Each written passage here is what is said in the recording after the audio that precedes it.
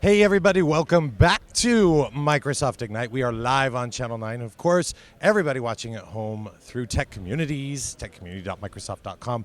Hey, remember, if you've not logged in, created your login so you can watch all 32 sessions, you need to do it. You did 32 sessions? Well, there's 32 sessions streaming all at one time. That's crazy. They can choose. Are you sleeping?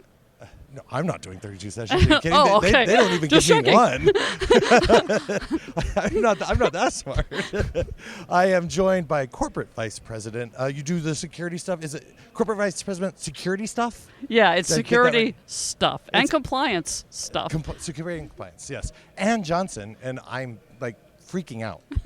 Because I'm such a huge fan. Oh, thank you. Not just of the normal security stuff, but some of the other work that you do. Okay. You've done the 32 sessions. That's not been me.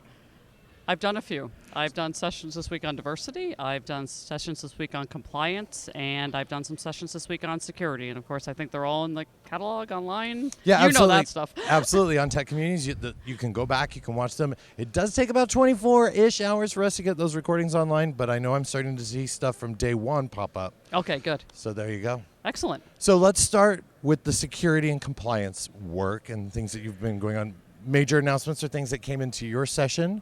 Anything new or key points that maybe you got some really good reactions in the room from? Sure. So there are 5 things that we message related to security that are really important to our customers. And by the way, the other thing I've been doing all week is customer and analyst meetings too. So understanding how those things are landing, if people are really responding, and people are excited. I don't know if you've seen the articles about security in our messages, but 5 things. So Azure Confidential Computing.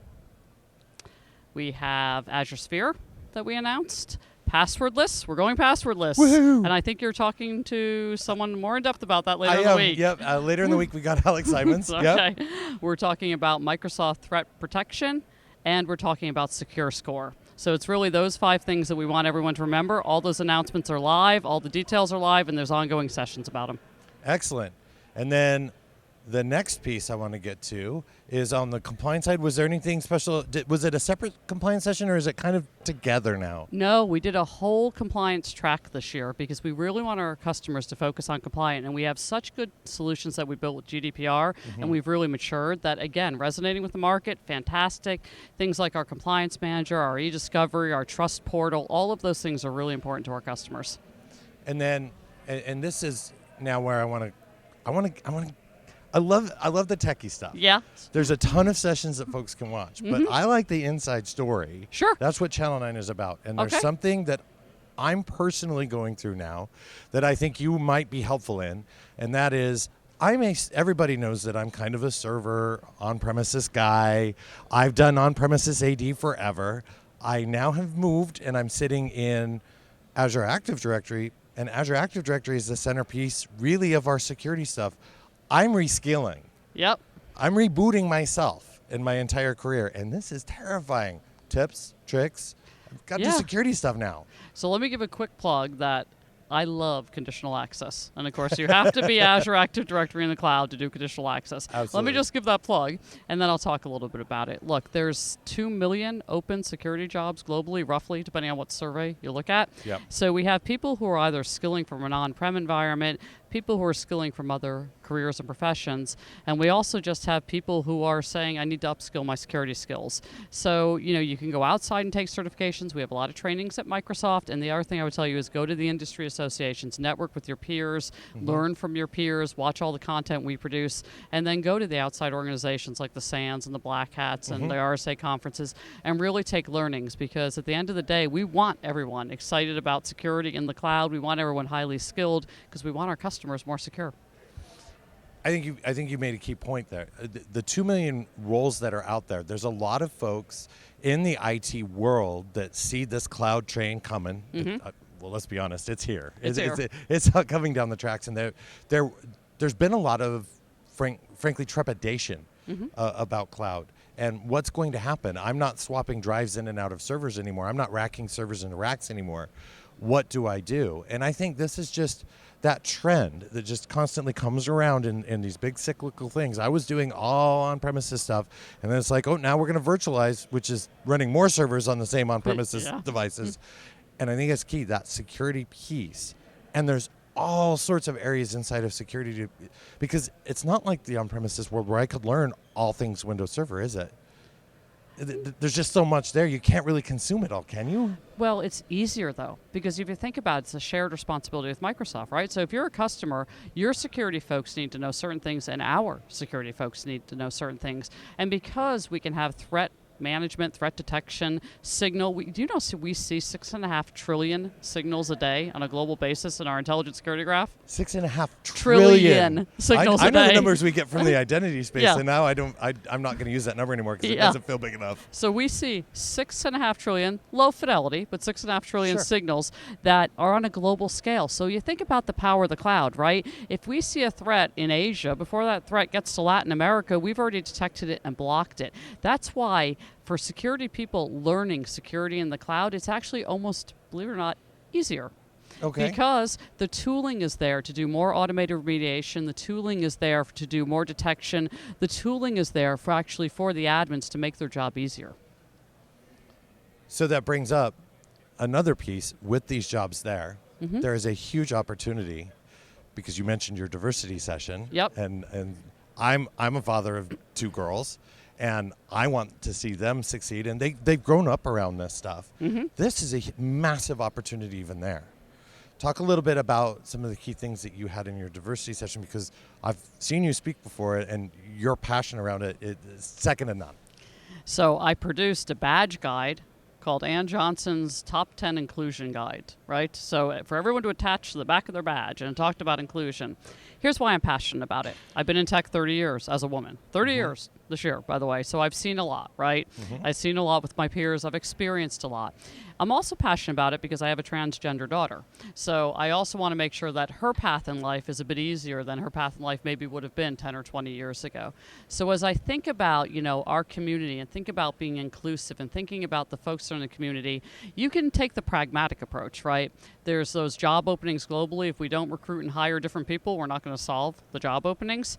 There's also the pragmatic approach that it takes different mindsets and different thinking to solve hard problems. So again, if everybody looks the same, acts the same, sounds the same, has the same education background, you're not going to solve hard problems, and security is hard problems. And then it's just flat out the right thing to do. Right? You want to have a diverse workforce. You want to have diverse people around you. And diversity is a lot of things. People always ask me, well, is it just having more women? I said, no, it's having more women, more people of color, different geographic backgrounds, different education backgrounds, different religious backgrounds, whatever it is. There's a role for everyone. And when we talk about inclusion, the one thing I always say is, and yes, you have to also include the white men.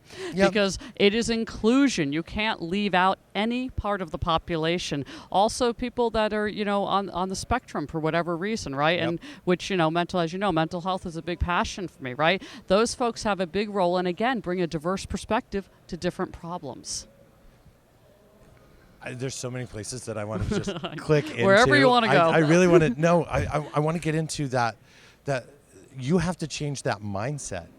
You're dealing with, and the mindset of security itself almost needs kind of a kick in the pants a little bit, because really from a threat perspective, because if you don't have that open mindset to look at it, Correct. you would miss something that is just blatantly obviously Yes. there for a threat. Yeah, correct. Let alone just, hey, we get a good diverse group of people in there. So can you talk a little bit more about what you're encouraging folks to do in that space? Is there anything specific you talk about? From a recruiting standpoint? Yeah, and just kind of having that, and really it's a skill set. Ned said something, who was just on, our buddy Ned, said something, because I asked him about hiring particularly the younger generation, the millennial generation. It's something that I'm struggling with because I'm not big on the rock star persona that can kind of come around conferences. I want to find the next generation of these folks here. So I kind of asked him a little bit about that, and he says, sometimes we hire people who don't know stuff. Yeah. I hire a lot of mock hires, Microsoft Academy for College hires. Several members of my team have graduated through the mock program, don't have a STEM degree, don't have a security background, but they have a desire. I love hiring those folks because they want to learn. I'll plug an organization. I'm a member of the Security Advisor Alliance. Microsoft sponsors it, so it's a group of CISOs in the United States, and we go out to economically disadvantaged parts of the U.S., and we actually do hackathons with junior high, and high school students to encourage them to develop careers in cybersecurity and to teach them and to train them and to show them a vision and a path. There's a lot that we're doing to recruit younger talent into cybersecurity because, again, they think differently. They're also digital natives, right? So I think about my 17-year-old. My 17-year-old is a digital native, looks at the world completely differently than I do. So thinking about a hard problem, I get iPhone advice. I think I'm pretty technical, and when I can't figure something out, I'm like, here, fix this. Yeah, and it's usually, duh, Mom, it's this, right? That's what my daughter does to me. Yeah, it's with like 10 seconds here, roll of the eyes and walks off, right? So throw it back at you. Yeah. And that's a really, see, this is why I just get so excited about this. I didn't go to college. I learned about this thing called networking. My dad writes code. He's always written code. I was writing Pascal when I was in junior high school, but that didn't do it for me. That wasn't my thing. And then I found out I could make two computers talk to each other, and then I could make those talk to, and I don't want to date myself, but AOL and that kind of stuff, and getting to the internet. That's what got me. And then I'm like, this NT thing, holy, that's my career. We're in that same position now with security. We are in that same position with security. And I'll tell you, I have a degree in political science. So, that's super cool. Okay, with a dual major. We totally need to have coffee and talk. Yeah, with a dual major in communication. So now I'm this cybersecurity pro. Been in tech, as I said, 30 years. It wasn't. I actually decided I was on my way to law school and said, you know what, I don't want to go to law school, and walked into a computer store and became a floor salesperson. That's how I started my computer career. Nobody would have hired me. My resume, my background, nobody would have hired me. But I self-taught and self-learned, and that's the talent. You have to look for that aptitude and desire. I hire for energy, desire, aptitude, somebody who wants to do this job because I can teach them everything they need to know about doing the job. We also like to hire a lot of former military. So Microsoft Services Academy, MSSA, we rolled out a cyber track last year because they know how to do investigations. And remember, a lot of this is investigative work. So it's great. I can teach them the security tooling, the technology, but they know how to do an investigation. It's thinking like others are thinking, right? Right. The motives, how people are operating, why they're doing certain things. Yeah, it's pretty cool. That's my job is really cool. So. That's why I'm just like, there's so many things and I only have 15 minutes. My daughter's going into criminal justice. Cool. And I'm like, you need to learn this computer side of things because it is going to completely change everything and the data. And she just goes, oh, Dad, you and your computers. But I think that's really where it is. It is where it is. And it's not, guy in a dark room wearing a beanie cap on the back of his head not who knows anymore. everything Black about hoodie. everything. Yeah. I want to give you a chance to just kind of wrap up and pitch anything that you have in terms of, we talked about your sessions, but anywhere people can go to get more information, to learn more on anything security, diversity, inclusion, all of that stuff.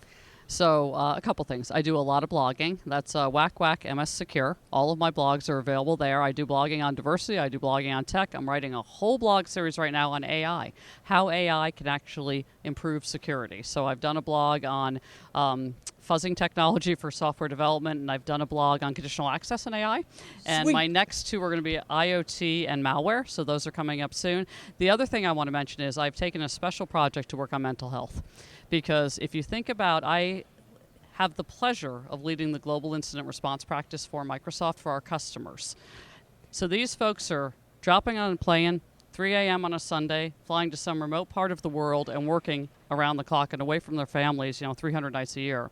And it occurred to me that we're challenged with mental health, so I've taken a special passion around really focusing on mental health for cybersecurity professionals and all tech professionals. I wish we had more time. That's I so want to go in there because I'm one of these guys that works 400 hours a day, and I'm trying to get better at that, and taking mental health is one of those things that I've just started to learn, started to figure out. And it's just been such a pleasure chatting with you, and I want to do this more. Thank you. Anytime. Let's have more talks. You know how to find me. Everybody at home, we're going to take you to your next session, and we're going to be back in about 90 minutes to wrap up this entire day. This is Channel 9 Live from Microsoft Ignite in Orlando, Florida. See you soon.